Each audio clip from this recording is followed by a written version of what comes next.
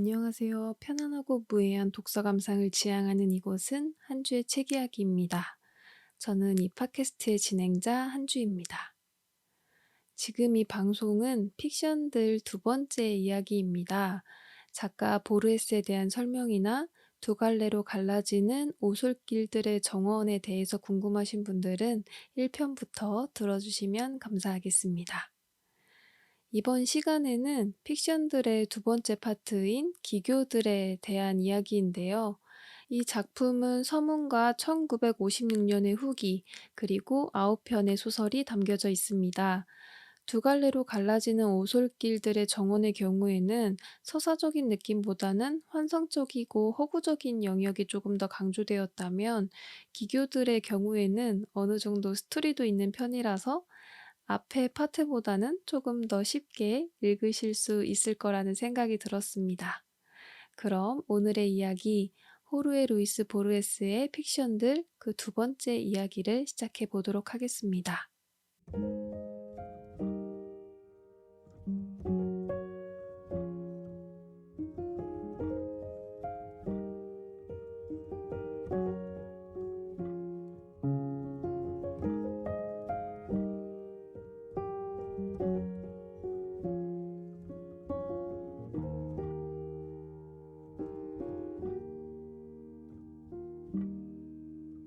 첫 번째 작품은 기억의 천재 푸네스입니다.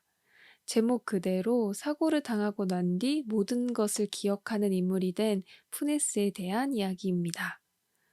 푸네스는 그 지역에서 언제나 정확한 시간을 알고 있는 능력을 갖춘 소년으로 항상 동네 사람들에게 시간을 알려주는 인물이었는데요. 그러다 낙상 사고로 인해 전신마비 증세를 보이게 되고 그와 동시에 모든 것을 기억하는 능력을 갖게 됩니다. 그러한 능력을 발휘해서 푸네스는 자신의 기억을 토대로 새로운 숫자 체계를 만들기 시작하는데요. 예를 들면 우리가 369라는 숫자를 만들 때 100이 3개, 10이 6개, 1이 9개 이런 식으로 합쳐진 숫자 체계를 생각하지만 모든 순간순간이 하나의 컷처럼 기억되는 푸네스에게는 이런 숫자 체계는 이해가 되지도 어울리지도 않았습니다. 그러고 자신의 방대한 기억을 사용해서 예를 들어 1은 올리마르, 2는 유황 이런 식으로 숫자 하나하나에 대응하는 낱말 하나하나를 붙이는 식으로 숫자 체계를 만들었는데요. 그러나 푸네스는 이 작업이 결국에는 끝이 없으며 쓸모가 없는 것임을 깨닫게 됩니다. 그의 기억력은 너무나도 완벽했기 때문에 언뜻 보면 하나의 축복처럼 느껴졌지만 푸네스의 이야기를 우리에게 전달해주는 화자는 이렇게 이야기합니다. 그는 힘들이지 않고 영어, 프랑스어, 포르투갈어, 라틴어를 배웠다. 하지만 나는 그가 사고하는 데는 그리 훌륭한 능력의 소유자가 아니었을지도 모른다고 의심해본다. 사고라는 것은 차이점을 잇는 것이다. 그것은 일반화하고 추상화하는 것이다. 그리고 푸네스는 결국 2년 뒤 폐울혈로 세상을 떠나게 됩니다. 모든 것을 기억하는 능력이 겉으로 보기에는 굉장히 놀랍고 부러운 능력처럼 보이지만 사실은 사고하는 것과는 다른 의미라는 것을 느낄 수 있었던 작품이었는데요. 앞에 바벨의 도서관이라는 작품에서도 모든 해답을 가지고 있는 책들에 둘러싸여 있지만 그 속에 살고 있는 사람들은 많은 혼란을 느끼듯이 이 푸네스 역시도 방대한 기억이 삶의 지혜이기는커녕 그의 삶에 감당하기 힘든 짐으로 작용한다는 것 같은 생각이 들었습니다. 그리고 저는 이 작품을 읽으면서 AI 이슈가 떠올랐어요. AI 기술에서 가장 구현하기 어려운 것 중에 하나가 인간의 범주와 일반화시키는 사고 체계라고 하잖아요. 우리가 어떤 것을 보고 이것이 뭐 개다, 고양이다, 이렇게 쉽게 판단할 수 있지만 AI 입장에서는 일일이 라벨링을 해야지만 가능한 일이었다고 합니다. 지금의 AI도 이런 방대한 라벨링 시스템을 거치고 나서 지금의 수준까지 끌어올린 거라고 하는데요. 거의 한 세기 전의 작품인데도 불구하고 지금 시대에도 이렇게 적용해서 읽어 나갈 수 있다는 점이 또 한번 고전의 힘을 느끼게 하는 부분이었습니다. 그리고 서문에서 보르헤스는 이 작품을 불면의 긴 메타포라고 소개하는데요. 아르헨티나에서는 깨어 있다와 기억하다라는 동사가 동일하게 사용할 수 있다고 해요. 그래서 모든 것을 기억하는 남자, 그러니까 항상 깨어 있는 사람에 대한 이야기인 거죠. 또 재미있는 부분이 이 푸네스에 대해 이야기를 해 주는 화자가 이야기 전에 자신이 회고하는 이 내용은 반세기 전에 나눴던 대화로 정확하지 않을 수 있다. 부족한 부분은 독자들의 상상력으로 채워주길 바란다라고 이야기하는 부분을 통해서 어떤 인간의 지적 한계의 영역을 상상력으로 채워놓는 보르헤스의 특징을 또 한 번 느끼게 해주는 재미있는 구성이었습니다. 두 번째 작품은 카레 형상인데요. 이 이야기는 인간의 악행과 그것을 부끄러워하는 한 인물에 대한 이야기라고 할 수 있을 것 같습니다. 라쿠아렘보 지역의 라 콜로라다의 영국인이라고 불리는 한 이방인은 얼굴에 관자놀이부터 다른 쪽 광대뼈까지 이어지는 큰 상처를 가지고 있었습니다. 이 사람은 스페인어가 유창하지 않았기 때문에 마을 사람들과 친밀한 교류는 없었지만 자신의 일만큼은 공정하고 열심히 하는 것으로 유명했는데요. 그러던 어느 날 작품 속 화자는 한 술집에서 이 남자와 이야기 나눌 기회가 생깁니다. 술에 취한 화자는 결국 자신이 궁금해하던 그 사람의 그 상처에 대해서 묻기 시작하는데요. 그 남자는 약간 당황하기는 했지만 이렇게 이야기하면서 자신의 과거를 들려줍니다. "내 흉터에 관한 이야기를 들려주겠소. 하지만 한 가지 조건이 있소. 그 어떤 비난과 경멸도 누그러뜨리지 말고 그 어떤 불법적인 상황도 변호하려 하지 마시오." 그리고 그가 한 이야기는 이렇습니다. 자신은 아일랜드의 독립을 위해 싸우던 사람이었고, 자신의 많은 동지들이 사살되는 와중에 존 빈센트 문이라는 동지를 만나게 됩니다.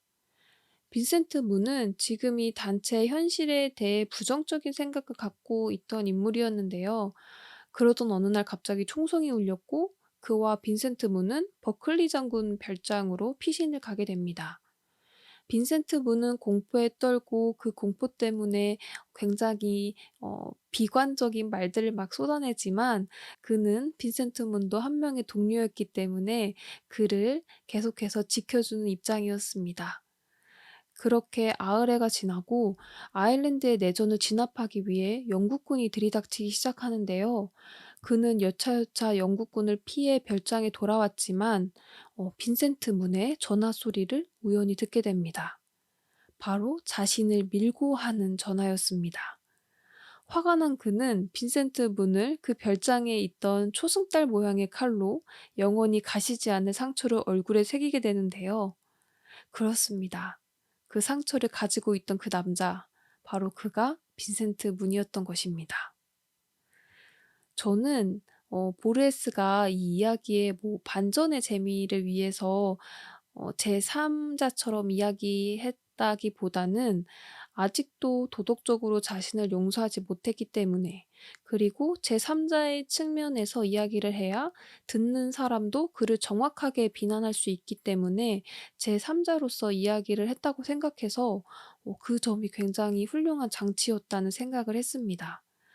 추가적으로 그를 나쁜 사람이라고 딱 정하지 않고 자신의 이런 악행을 반성하고 있는 인물로 그려냈다는 점을 통해서도 어느 정도 보르헤스가 생각하는 인간성에 대한 입장도 느낄 수 있었던 작품이었던 것 같습니다.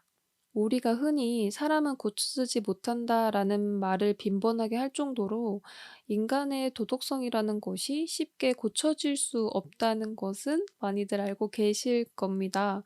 그런데 저는 사실 교화의 기능을 믿는 사람이거든요. 정신적 문제가 없는 사람이라면 충분한 이해와 환경이 제공된다면 교화가 가능하다고 생각하는데 여러분들은 이 점에 대해서 어떻게 생각하실지 궁금합니다. 요즘 제가 재미있게 보고 있는 드라마 중에 하나가 놀아주는 여자인데요. 여기서 남주가 전과자들을 채용하는 회사 CEO로 나와요. 남주의 대사 중에 "전과자들은 엄연히 과거에 잘못을 저질렀던 사람이기 때문에 대중들의 안 좋은 시선들에 대해 자신이 책임져야 하고 다른 사람들보다 더 엄격한 잣대로 도덕적으로 살아야 한다. 또한 전과를 저지른 사람들은 더 쉽게 범죄에 노출될 확률이 많기 때문에 이를 품어줄 수 있는 어느 정도의 영역도 필요하다."라고 말하는 장면이 있는데 이 작품에서 보레스가 하고자 하는 이야기를 잘 풀어낸 대사인 것 같아서 여러분들에게 말씀드리고 싶었습니다.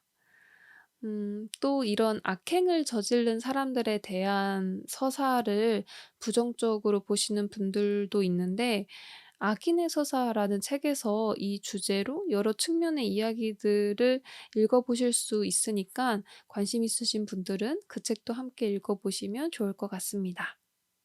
다음 이야기는 배신자와 영웅에 대한 주제라는 작품인데요. 이 작품은 제가 기교들에서 두 번째로 좋아했던 작품이었습니다. 저는 어떤 아이러니함, 이중적 의미를 내포하고 있는 작품들을 좋아하는데요. 이 작품이 바로 그렇습니다. 그리고 이야기 자체도 너무 재미있어요. 이 작품은 다른 작품들과 다르게 하나의 소설, 픽션이라는 것을 처음부터 밝히고 시작합니다. 그 소설의 내용은 아일랜드 한 소도시에서 일어난 혁명적 사건을 중심으로 전개되는데요. 주인공은 라이언이라는 청년으로 그는 과거에 일어난 한 사건에 대한 진실을 조사하게 됩니다. 그의 조상인 킬패트릭은 혁명가로서 영웅적인 인물로 알려져 있지만 라이언은 그의 죽음 뒤에 숨겨진 비밀을 발견하게 되는데요. 바로 킬패트릭의 죽음이 셰익스피어의 작품들과 유사하게 흘러간다는 점을 찾아낸 것입니다. 그리고 킬패트릭의 동지였던 알렉산더 논란이 셰익스피어의 작품들을 번역해 왔다는 것을 알게 되고 또한 한 문서 보관소에서 수천 명의 배우들이 역사적 사건을 바로 그 장소에서 그대로 재현하는 대대적인 순회 연극 상연에 대한 자료를 보게 됩니다.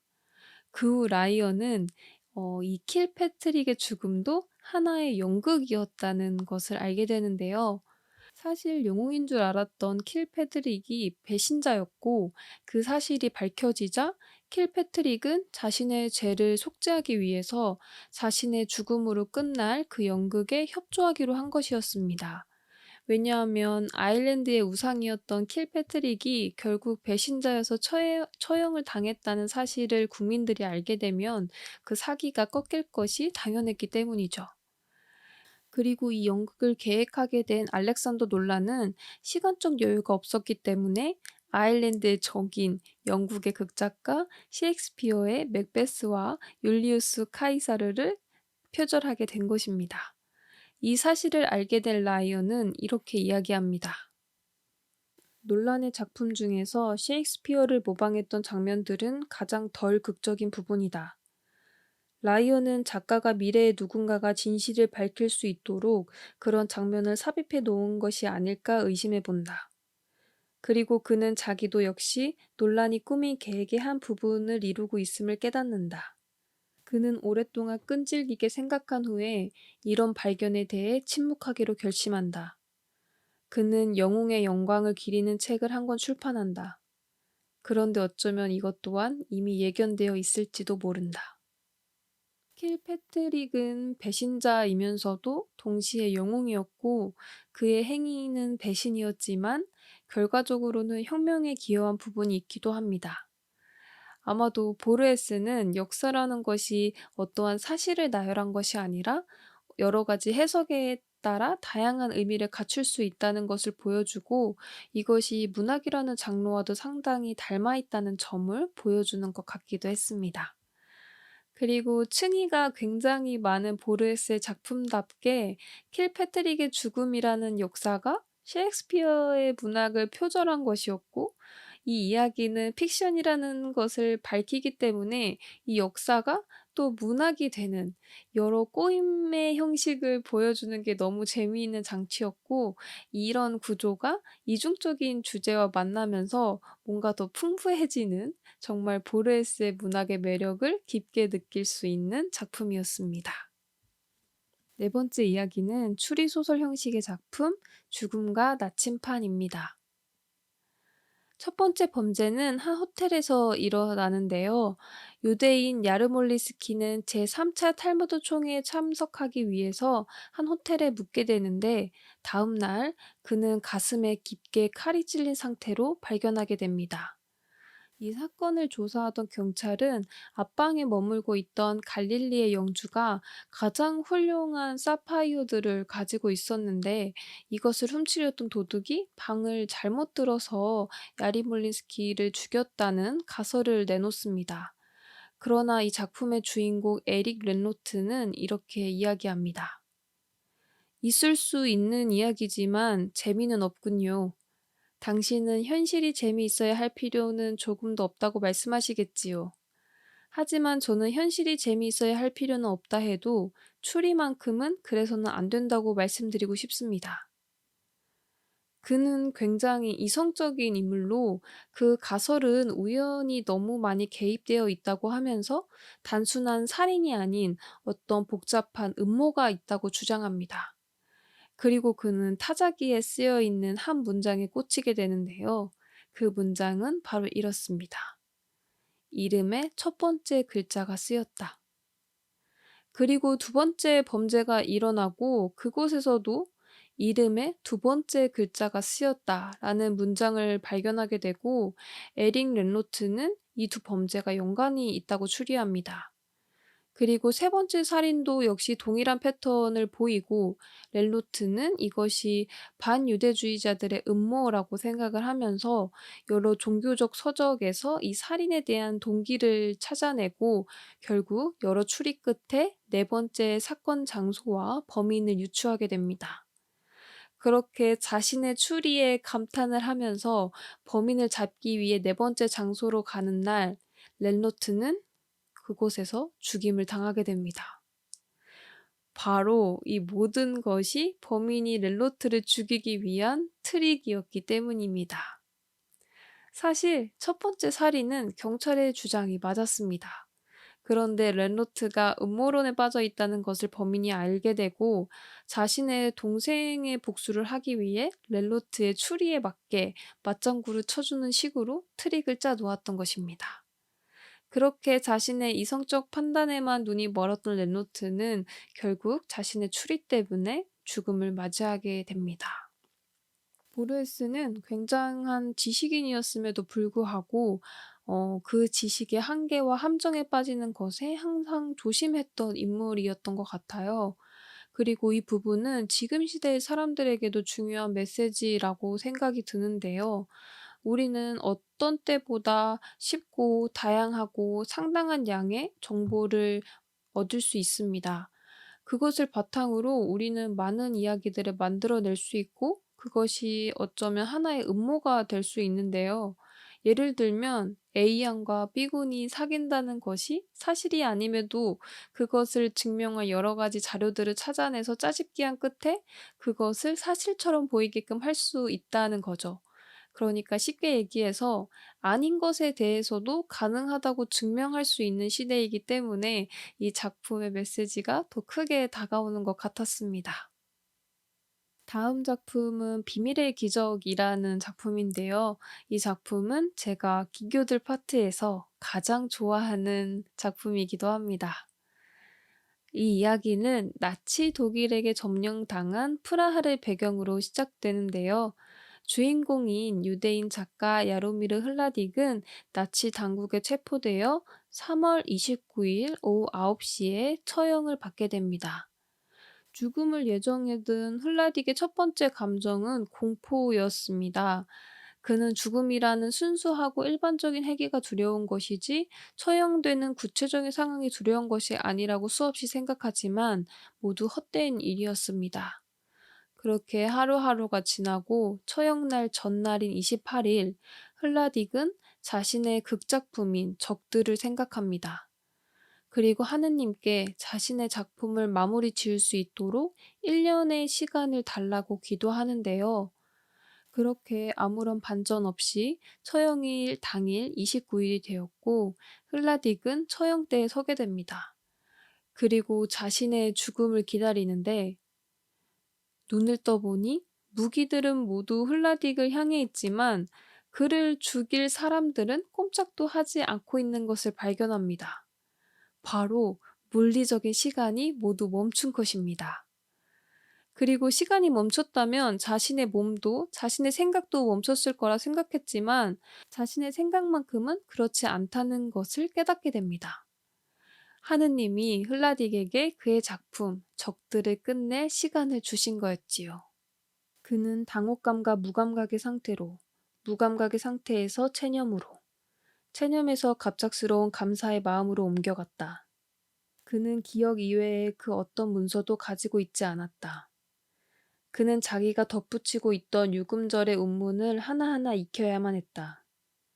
그것은 그에게 애매하고 덧없는 문구를 시도해 보다가 잊어버리고 마는 미숙한 사람들은 상상도 해보지 못했을 엄격한 훈련을 요구했는데 그건 일종의 행운이었다. 그것은 후대를 위한 작업도 어떤 문학적 취향의 소유자인지 모를 하느님을 위한 작업도 아니었다.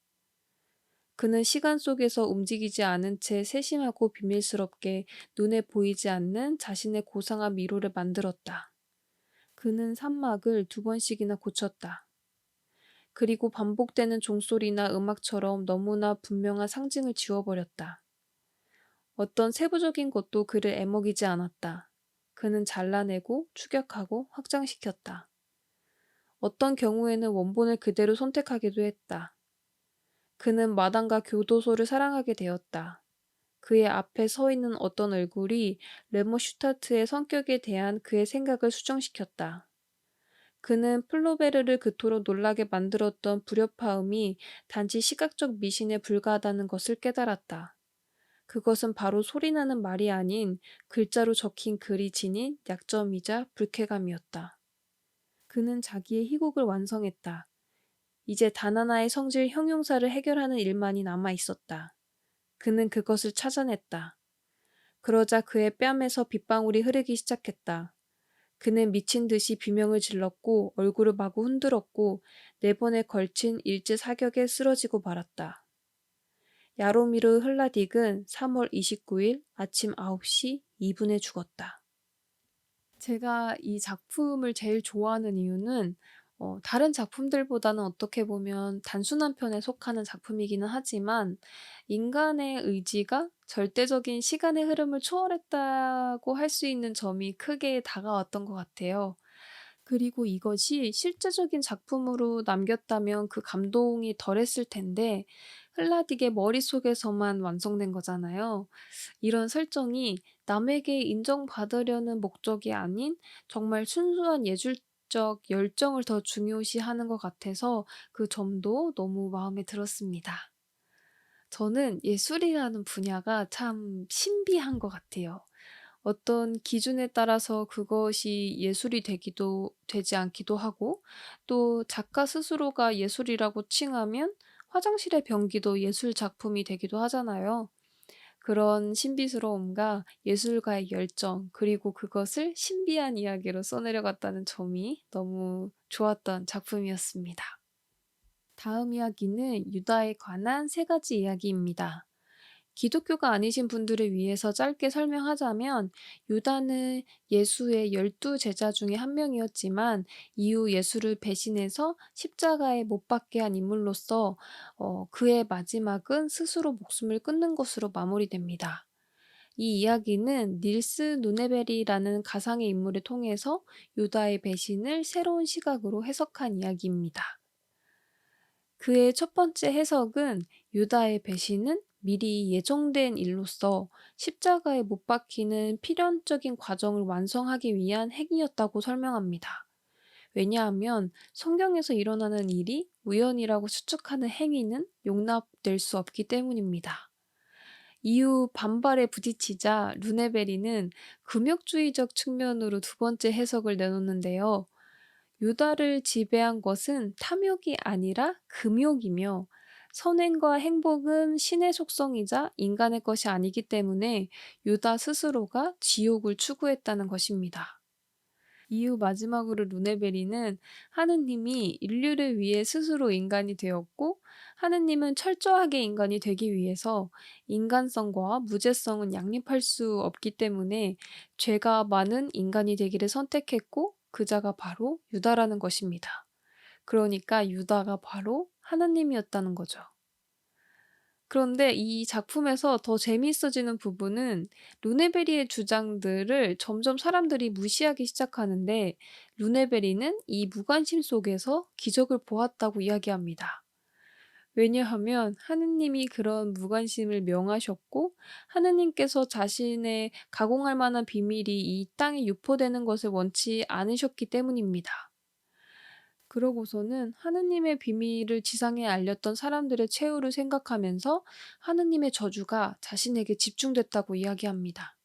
그리고서는 그는 동맥류 파열로 사망하게 됩니다.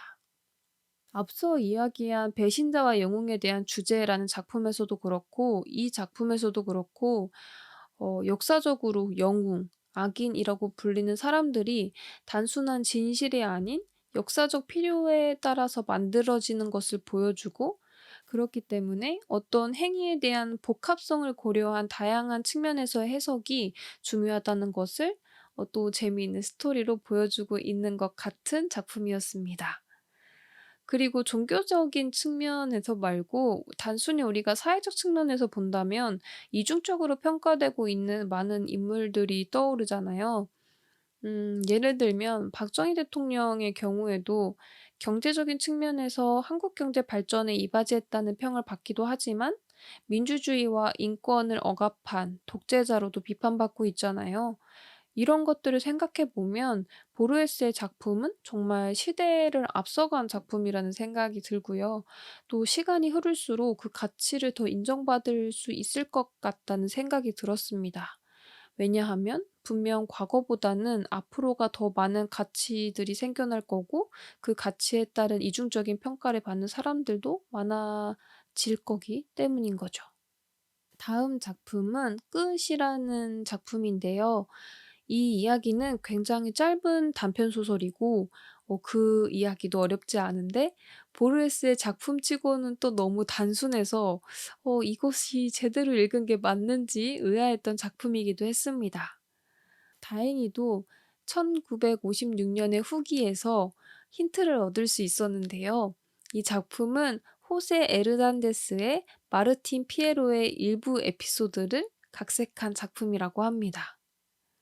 이 작품은 선술집 주인이면서도 마비 상태로 인해 침대에 누워있는 인물인 레카바렌의 시선으로 시작되는데요.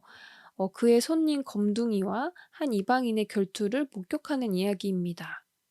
검둥이는 형제의 복수를 위해 이방인을 7년 동안 기다려왔고 이 이방인 역시도 검둥이의 형제를 죽인 이후에 자식들에게 그 모습을 들키고 싶지 않아서 7년 넘게 자식들을 보지 못한 그런 삶을 살아왔다고 이야기합니다. 그리고 이 둘은 이 끈질긴 인연을 끝내기 위해서 결투를 하게 되고 결국 검둥이는 그 결투에서 이겨서 형제의 복수를 하고 다시 마을로 돌아온다는 이야기입니다. 그러나 작가는 마지막 문장을 이렇게 남기는데요. 정의 사도로서 과제를 완수한 그는 이제 그 누구도 아니었다. 더 엄밀히 말해 그는 다른 사람이 되어 있었다. 이제 이 땅에서 그에게는 더 이상 갈 곳이 없었다. 그는 이미 한 사람을 죽였던 것이다. 이렇게 마지막 문장을 보고서 검둥이는 복수에 성공하지만 우리는 그가 진정하게 행복하다는 느낌을 받지는 못합니다. 그래서 복수라는 감정이 어쩌면 한 인물의 삶을 구원하는 행위가 아니라 파괴하는 결과를 초래하는 건 아닌지에 대해서도 생각해 볼 수 있는 작품이었고요. 그리고 선술집 주인은 하루아침에 말을 하지 못하는 마비 상태가 되지만 이방인과 다르게 자신의 아들과 함께 지내고 있고, 또 이 검둥이와 다르게 현재를 자기 나름대로 즐기며 살아가고 있습니다. 이런 점에서 보면 복수의 대상에 집착하기보다는 자신의 삶을 살아가는 것이 더 중요한 것이 아닐까 하고 보르헤스는 이야기하고 싶었던 건 아닐까 싶습니다. 최고의 복수는 용서라고 늘 하니까요. 다음 이야기는 불사조 교파라는 작품입니다. 제가 생각하기로는 이 책에 담긴 작품 중에 제일 모호해서 가장 많이 힘들었던 작품이기도 했는데요. 이 작품은 어떤 서사가 있는 것이 아니라 말 그대로 불사조 교파에 대한 설명으로만 이루어져 있습니다. 이 글에서 이야기하고 있는 불사조 교파의 특징은, 불사조 교파라고 세상에 알려진 이 명칭은 그들이 자신들을 지칭할 때 쓰는 명칭이 아니기 때문에 불사조 교파라고 물었을 때 알아듣지 못할 수도 있다는 점. 그리고 집시처럼 세상 방방곳곳에 존재하며 일반적으로 자유업 분야에서 일하고 있다는 점. 또한 이 교도들은 일반인들과는 전혀 구분되지 않기 때문에 박해를 받지 않는다고 이야기를 합니다. 또한 그들은 성경처럼 그들을 묶을 수 있는 책도 없고 공통된 언어도 없고 피부색도 다르고 생김새도 달랐지만 비밀이라고 하는 것이 유일하게 그들을 하나로 묶는 의식이었습니다. 그리고 그 비밀이라는 것도 굉장히 모호하게 설명되는데요. 비밀은 신성하지만 약간 엉뚱하기도 하다. 의식은 은밀하게, 심지어는 철저히 비밀리에 치러지며 신자들은 그것에 대해 말하지 않는다. 그들에게는 그것을 지칭할 만한 버젓한 단어가 없지만 모든 단어가 그것을 지칭한다고, 보다 정확히 말하자면 불가피하게 그것을 암시한다고 이해한다. 그래서 대화하면서 내가 별반 중요하지 않는 말을 해도 그들은 미소를 짓거나 불편한 표정을 짓곤 했다. 그것은 그들이 내가 비밀을 건드리고 있다고 느꼈기 때문이다. 1956년의 후기를 보면 보르헤스는 이 작품을 나는 일반적인 행위, 비밀을 머뭇거리면서도 점진적으로 내보이다가 결국 모호함의 베일을 벗게 되는 문제를 제안해 보려고 했는데 내가 얼마나 성공했는지는 나도 모른다 라고 밝혔습니다. 화자는 마지막 줄에 힌트를 남기긴 해요. 혹자는 일말의 주저함 없이 이제 그것을 본능이라고 주장한다. 요렇게 남겨놨는데 저는 비밀 이꼴 본능이라고 대입해서 읽어봐도 잘 이해가 되지 않았어요. 그래서 혹시 이것이 보르헤스의 트릭이 아니었나 하는 생각도 들었습니다.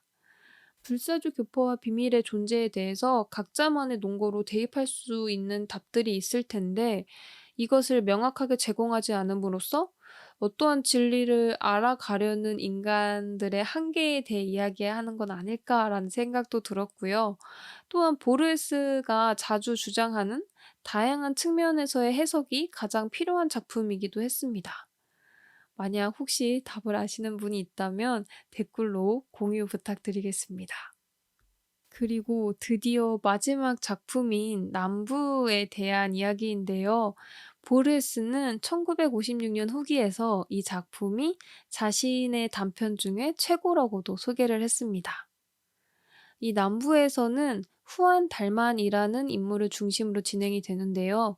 그는 마음속 깊이 자신을 아르헨티나 사람이라고 생각하지만 그는 사실 그 지역의 원주민과 가우초들을 내쫓은 조상들의 핏줄이었습니다. 그리고 그는 남부 지역의 커다란 농장 건물을 소유하고 있었는데 도시에서 지내면서 매년 여름 남부로 휴가를 가는 정말 평온한 일상을 보내고 있는 그런 평범한 사람이었습니다. 그러던 어느 날 그는 천하루 밤의 이야기라는 책을 빨리 읽고 싶은 마음에 엘리베이터가 아닌 층계로 뛰어 올라가다가 열려있던 여닫이 문의 이마를 받게 되고 폐혈증으로 사경을 헤매이게 됩니다. 그렇게 오랫동안 입원해 있다가 정신을 차린 달마는 자신이 입원하는 과정과 동일하게 남부로 요양을 하러 떠납니다.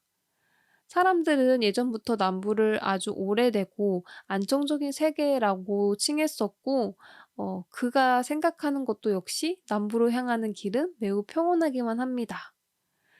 그는 기차 안에서 "내일 나는 내 농장에서 잠을 깰 거야 라고 생각을 하는데, 그때 그는 꼭 동시에 두 사람이 된 것 같은 느낌을 받습니다.